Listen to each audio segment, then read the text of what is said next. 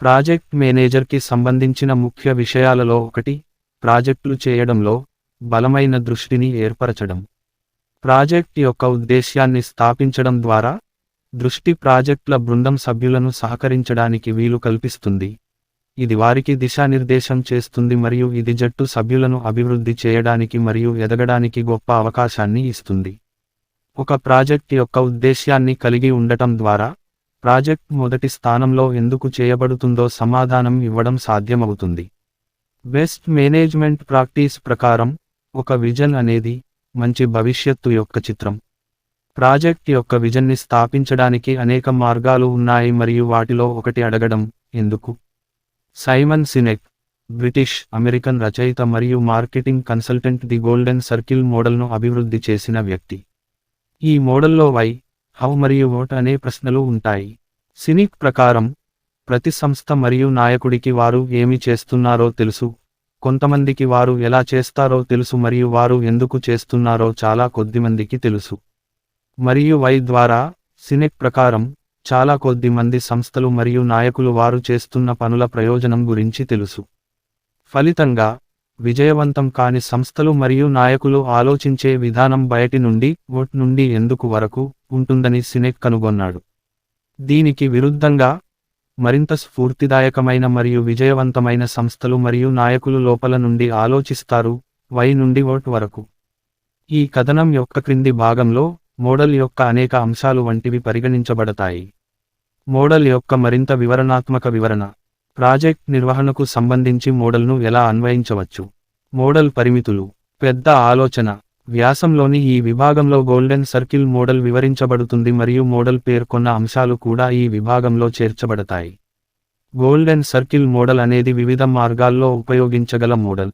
దీనిని సంస్థలు, ప్రతిరోజు వ్యక్తులు మరియు ఇతరులలో నాయకులు ఉపయోగించవచ్చు. నాయకుడు కంపెనీకి CEO కావచ్చు లేదా ఇతరులలో ప్రాజెక్ట్ మేనేజర్ కావచ్చు. మోడల్ సైమన్ సినెక్చే రూపొందించబడింది మరియు ఇది 3 భాగాలను కలిగి ఉంటుంది. ఎందుకు, ఎలా మరియు ఏమిటి. మోడల్లోని ఏ భాగం వివరిస్తుంది? పేరు పేర్కొన్నట్లుగా ప్రాజెక్ట్లో ఏమి జరుగుతోంది. ప్రాజెక్ట్ యొక్క ఏ భాగం ఎలా నిర్వహించబడుతుందో ఎలా వివరిస్తుంది. అయినప్పటికీ, మోడల్ యొక్క ఎందుకు భాగం ప్రాజెక్ట్ యొక్క ఉద్దేశ్యం. ప్రాజెక్ట్ యొక్క ఏ భాగం ఎందుకు చేయబడుతుందో అది పేర్కొంది. సినిక్ ప్రకారం, వారు ఏమి చేస్తున్నారో అందరికీ తెలుసు, కొంతమందికి వారు ఎలా చేస్తారో తెలుసు, కానీ వారు ఎందుకు చేస్తారో చాలా కొద్ది మందికి మాత్రమే తెలుసు. ప్రశ్న, ఎందుకు? డబ్బు సంపాదించడం వంటి వాటికి సమాధానం ఇవ్వబడదు, ఎందుకంటే అది చేస్తున్న పనుల ఫలితంగా ఉంటుంది. అయితే ఎందుకు అని అడగడం ద్వారా, ప్రాజెక్ట్ యొక్క ఉద్దేశ్యం మరియు దాని కారణం మరియు నమ్మకం నిర్వచించబడతాయి. గోల్డెన్ సర్కిల్ మోడల్ చాలా మంది ప్రజలు ఆలోచించే విధానం వాట్ నుండి వై వరకు ఉంటుంది. ఇది బయటి నుండి లోపలికి అనుగుణంగా ఉంటుంది, ఎందుకంటే చాలా స్పష్టంగా ఉన్న వాట్ విషయాల నుండి అర్థం చేసుకోవడం చాలా కష్టం మరియు తద్వారా సులభంగా ఉంటుంది. అస్పష్టమైన విషయాలు, ఎందుకు. ఆ వ్యక్తులకు భిన్నంగా, ప్రాజెక్ట్ మేనేజర్లు మరియు ఇతర ప్రేరేపిత వ్యక్తులు సహా ప్రేరేపిత నాయకులు ఎందుకు నుండి ఏమి వరకు ఆలోచిస్తారు, లోపల నుండి మరియు ప్రాజెక్టులను ఉద్దేశపూర్వకంగా నడిపించే వారు. వారు ప్రాజెక్టులను ఎందుకు చేస్తారో తెలిసిన ప్రేరేపిత నాయకులు విజయవంతమవ్వడమే కాకుండా, విజయాన్ని నిలబెట్టుకోగలుగుతారు మరియు నిరంతరం ఎదగగలుగుతారు. మరోవైపు, ప్రాజెక్టులు ఎందుకు నిర్మించబడుతున్నాయనే ఆలోచనను కోల్పోయే నాయకులు ప్రాజెక్ట్ యొక్క ఉద్దేశ్యం మరియు నమ్మకం, సహోద్యోగులు మరియు బృంద సభ్యులలో విధేయత మరియు ప్రేరణ లేకపోవడాన్ని అనుభవిస్తారు. సహోద్యోగులలో విధేయత మరియు ప్రేరణ కోల్పోయినప్పుడు, నాయకుడు, మోడల్ ప్రకారం, ప్రవర్తనను ప్రేరేపించడానికి ప్రేరణ కంటే తారుమారుని ఎక్కువగా ఉపయోగించుకుంటాడు. గోల్డెన్ సర్కిల్ మోడల్ అనేది ప్రాజెక్ట్ను విజయవంతంగా నడపడం కోసం కమ్యూనికేట్ చేయడానికి నాయకులు మరియు ప్రాజెక్ట్ మేనేజర్లకు సహాయపడే మోడల్ మాత్రమే కాదు. మోడల్ మానవ జీవశాస్త్రం మరియు ముఖ్యంగా మానవ మెదడుకు దగ్గరి సంబంధం కలిగి ఉంది. ఒక నాయకుడు ఉపయోగించే మోడల్లోని ఏ భాగం మెదడులోని ఒక భాగమైన నియోకార్టెక్స్కు అనుగుణంగా ఉంటుంది, ఇది ఇతరులలో విశ్లేషణాత్మక ఆలోచనకు బాధ్యత వహిస్తుంది. ఏది ఏమైనప్పటికీ, విధేయత వంటి భావాలకు బాధ్యత వహించే లింబిక్ మెదడుతో ఎలా మరియు ప్రత్యేకంగా ఎందుకు అనుగుణంగా ఉంటుంది. నాయకులు బయటి నుండి కమ్యూనికేట్ చేసినప్పుడు, వారు సమాచారం పరంగా వారి సహోద్యోగులతో కనెక్ట్ అవ్వగలరు. దృష్టిని కమ్యూనికేట్ చేసే ఈ మార్గం యొక్క ప్రతికూలత ఏమిటంటే అది ప్రవర్తనను నడపదు. మరోవైపు, నాయకులు లోపలి నుండి దృష్టిని కమ్యూనికేట్ చేసినప్పుడు, ఇది నిర్ణయం తీసుకోవడానికి బాధ్యత వహించే మానవ మెదడులోని భాగాన్ని ప్రేరేపిస్తుంది మరియు ఇది ప్రాజెక్ట్లో పాల్గొనేవారి ప్రవర్తనను నడిపిస్తుంది.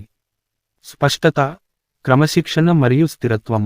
తన మోడల్లో, సినెక్ అతను ఎందుకు క్లారిటీ, హౌ ఆఫ్ క్రమశిక్షణ మరియు వాట్ కన్సిస్టెన్సీ అని పిలిచే విషయాన్ని వివరించాడు. ప్రతిదీ స్పష్టతతో మొదలవుతుందని, అంటే స్ఫూర్తిదాయకమైన నాయకులు ఎందుకు ఏమి చేస్తున్నారో తెలుసుకోవాలని ఆయన అభిప్రాయపడ్డారు. వారు తమ సహోద్యోగులకు ఎందుకు స్పష్టంగా చెప్పాలి, ఎందుకంటే వారు ప్రాజెక్ట్లో ఎందుకు భాగం కావాలి మరియు ప్రాజెక్ట్ కోసం వారు ఎందుకు ఉద్రేకంతో పని చేయాలి అని సహోద్యోగులు తెలుసుకోవాలి. హౌ యొక్క క్రమశిక్షణతో, ప్రాజెక్ట్ యొక్క ఉద్దేశ్యాన్ని విజయవంతంగా జీవితానికి తీసుకురావడానికి నాయకులు మరియు జట్టు సభ్యులకు సహాయపడే విలువలు మరియు సూత్రాలు ఓలు అని సినెక్ విశ్వసించారు. విషయాలు తప్పుగా అనిపించినప్పుడు ఎలా అనే క్రమశిక్షణ ముఖ్యం. ఒక నాయకుడు అతని లేదా ఆమె బృంద సభ్యులను విలువలు మరియు సూత్రాలకు జవాబుదారీగా ఉంచగలిగినప్పుడు, అది జట్టు సభ్యులను టీం వర్క్ చేయడానికి మరియు మరింత ఉద్రేకంతో పని చేయడానికి స్ఫూర్తినిస్తుంది మరియు మెరుగుపరుస్తుంది. ముందుగా చెప్పినట్లుగా, ప్రాజెక్ట్ యొక్క ప్రయోజనం మరియు నమ్మకం ఎందుకు మరియు చర్యలు ఎలా ఉంటాయి. అయితే ఓల ఫలితాలు, బృంద సభ్యులు వారు ఏమి చేస్తారు అనేదాని కంటే ఎందుకు పనులు చేస్తారు అని కొనుగోలు చేస్తారు కాబట్టి. ఇది, మోడల్ ప్రకారం, స్థిరంగా ఉండటం ముఖ్యం. స్థిరంగా ఉన్నప్పుడు, ఒక నాయకుడు స్ఫూర్తినిచ్చే వ్యక్తులు ప్రాజెక్ట్ యొక్క ఉద్దేశ్యాన్ని ఎక్కువగా విశ్వసిస్తారు. వాటి యొక్క స్థిరత్వంతో ప్రామాణికత వస్తుంది. ప్రామాణికత అనేది ప్రాథమికంగా గోల్డెన్ సర్కిల్ బ్యాలెన్స్లో ఉందని అర్థం, అంటే లీడర్ మరియు టీం సభ్యులు ఇద్దరూ చెప్పే మరియు చేసే విషయాలను నమ్ముతారు. గోల్డెన్ సర్కిల్ బ్యాలెన్స్లో లేనప్పుడు, ఒత్తిడి మరియు అనిశ్చితి ఏర్పడుతుంది. సినెక్ విజయం సాధించే విషయంలో ప్రామాణికత ఖచ్చితంగా అవసరమని నమ్మదు, కానీ అది ఖచ్చితంగా సహాయం చేస్తుంది. ఏదేమైనప్పటికీ, ఒక ప్రాజెక్ట్ ఎందుకు అనేదానికి స్పష్టమైన నిర్వచనం లేకుండా, ప్రాజెక్ట్కు ప్రామాణికత ఉండదు. ఉదాహరణ 1, 19వ శతాబ్దపు చివరిలో కొత్త సాంకేతికత విమానాన్ని రూపొందించడం. ఈ విషయంలో అత్యంత ప్రసిద్ధ వ్యక్తులు శామ్యూల్ పియర్పాంట్ లాంగ్లీ మరియు రైట్ సోదరులు. 1903లో ప్రపంచంలోనే మొట్టమొదటి విజయవంతమైన విమానాన్ని కనిపెట్టినందుకు రైట్ సోదరులు నిజానికి ఘనత పొందారు. లాంగ్లీ ఉన్నత పాఠశాల నుండి పట్టభద్రుడయ్యాడు మరియు ఒక విశ్వవిద్యాలయంలో గణితశాస్త్ర ప్రొఫెసర్గా పనిచేశాడు. లాంగ్లీ బాగా కనెక్ట్ అయిన వ్యక్తి మరియు అతను బాగా నిధులు సమకూర్చాడు. ప్రపంచంలోనే మొట్టమొదటి విజయవంతమైన విమానాన్ని రూపొందించడానికి అతను తన చుట్టూ ఒక గొప్ప బృందాన్ని సమీకరించగలిగాడు. జట్టు సభ్యులలో ప్రసిద్ధ ఇంజనీర్లు ఉన్నారు మరియు బృందం మెటీరియల్ పరంగా మంచి వనరులను కలిగి ఉంది. మరోవైపు, రైట్ సోదరులు 3 సంవత్సరాలు ఉన్నత పాఠశాలలో చదువుకున్నారు, కానీ వారికి డిప్లొమా రాలేదు. వారి బృందంలో కళాశాల గ్రాడ్యుయేట్ చేయని వ్యక్తులు మరియు ఉన్నత పాఠశాల గ్రాడ్యుయేట్ చేయని వ్యక్తులు కూడా ఉన్నారు. లాంగ్లీ వలె కాకుండా, వారు బాగా నిధులు సమకూర్చలేదు. వారు తమ సైకిల్ షాప్లో పనిచేసిన సమయంలో సంపాదించిన డబ్బు మాత్రమే వారికి అందుబాటులో ఉండే డబ్బు. పరిస్థితుల యొక్క స్థూలదృష్టిని తీసుకున్నప్పుడు, శామ్యూల్ పియర్పాంట్ లాంగ్లీ విజయం సాధించే ఉత్తమ అవకాశాలను కలిగి ఉన్న వ్యక్తి. ఏది ఏమైనప్పటికీ, రైట్ సోదరులు 1903లో విజయం సాధించిన మొదటి వారు. సినెక్ ప్రకారం, రైట్ సోదరులు లాంగ్లీ కంటే కలిగి ఉన్న ఒక ప్రయోజనం ఏమిటంటే, వారికి ప్రేరణ ఉంది మరియు వారు ఇతరులను ప్రేరేపించగలిగారు. రైట్ సోదరులు ఒక నమ్మకం మరియు ఉద్దేశ్యంతో ప్రేరణ పొందారు మరియు ప్రేరేపించబడ్డారు, లేదా మరో మాటలో చెప్పాలంటే, వారు ఎందుకు ప్రారంభించారు, అక్కడ వారు తమ బృంద సభ్యులను ప్రవర్తనకు ప్రేరేపించారు. అనేక ప్రయత్నాలు విఫలమైనప్పటికీ, రైట్ సోదరులు మరియు వారి బృందం ఎందుకు వదిలిపెట్టలేదు ఎందుకంటే ఎందుకో స్పష్టత ఉంది.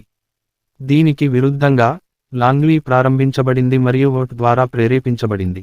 అతను ప్రసిద్ధి చెందడం మరియు ధనవంతుడవ్వడంపై ఎక్కువ శ్రద్ధ వహించాడు. రైట్ సోదరులతో ప్రారంభించినందున మరియు వారు లోపల నుండి ఆలోచిస్తున్నందున, వారు విజయం సాధించారు.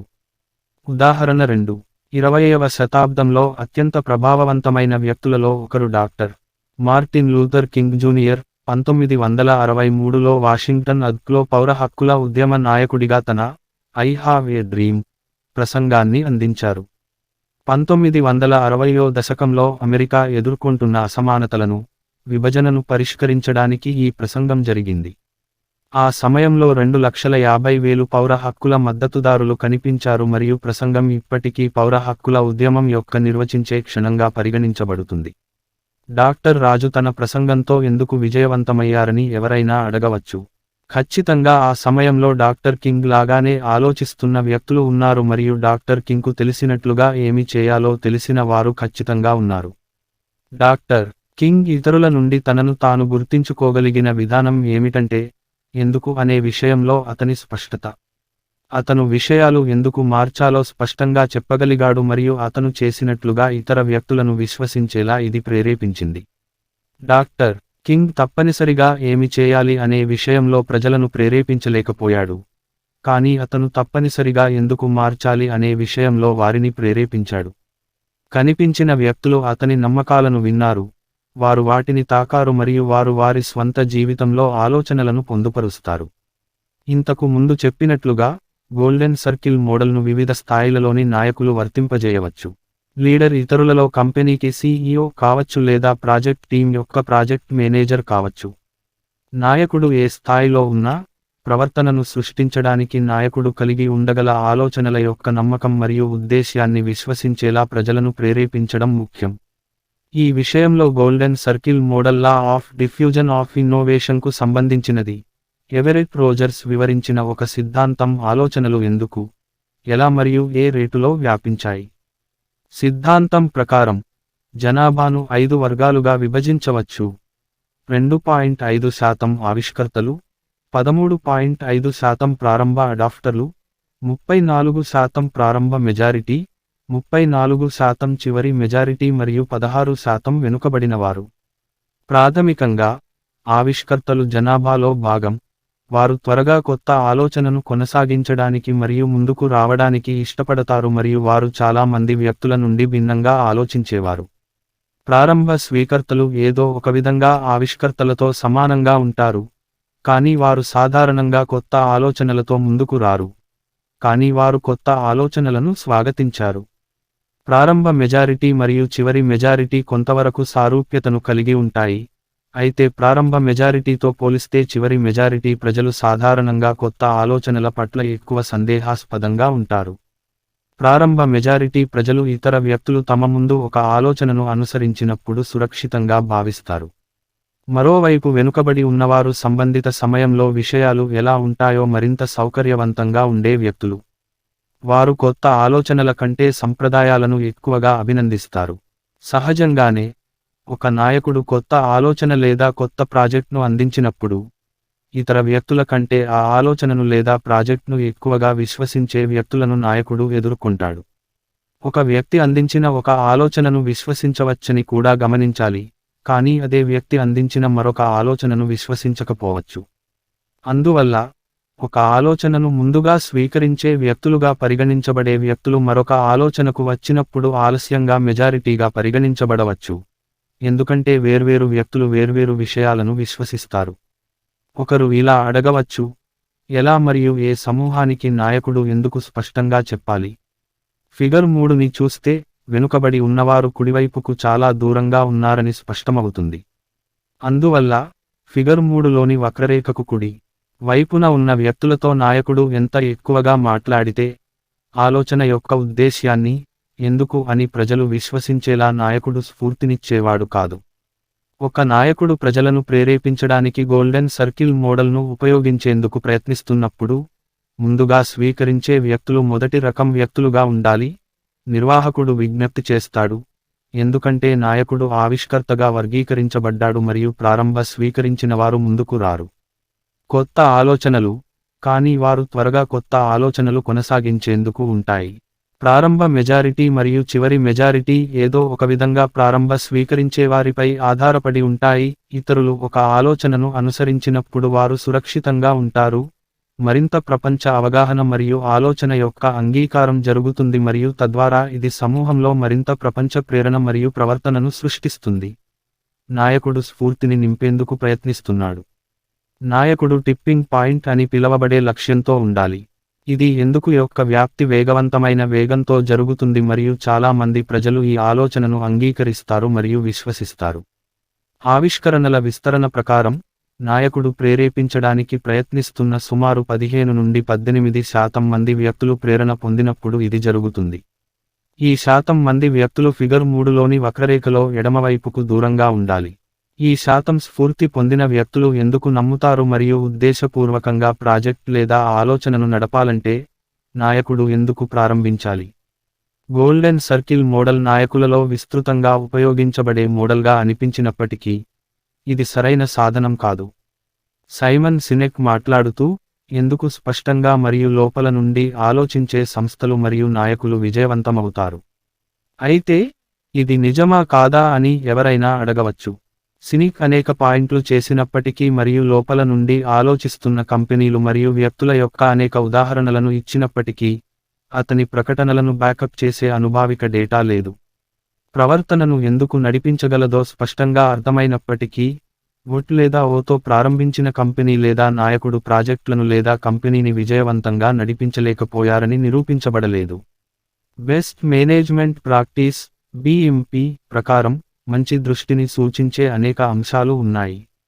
వాటిలో ఒకటి ఏమిటంటే, ఈ దృష్టి వాటాదారులకు సులభంగా అర్థమయ్యేలా ఉండాలి మరియు దృష్టిని భాగస్వామ్యుల విస్తృత సమూహాలతో లక్ష్య ప్రేక్షకులుగా వ్రాయాలి.